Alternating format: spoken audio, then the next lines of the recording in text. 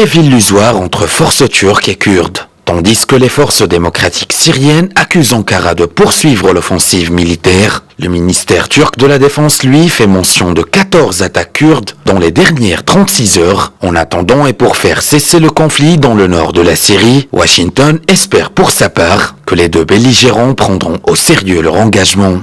We're hopeful in the hours ahead. Nous espérons que dans les heures à venir, les Turcs ainsi que les combattants des YPG prendront au sérieux les engagements qu'ils ont promis d'honorer. J'espère que l'on verra dans les 96 prochaines heures la réalisation effective des engagements énoncés au paragraphe 1 à 13 de l'accord.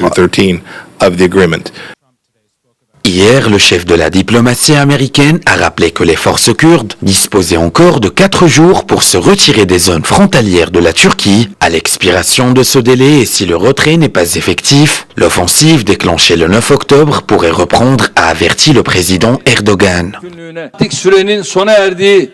Si les États-Unis parviennent à tenir les promesses qu'ils nous ont faites mardi soir, à la fin de la période de 120 heures, la question de la zone de sécurité sera résolue. Mais si cette promesse n'est pas tenue, à la fin des 120 heures, notre opération source de paix reprendra là où il s'était arrêté et de manière encore plus déterminée.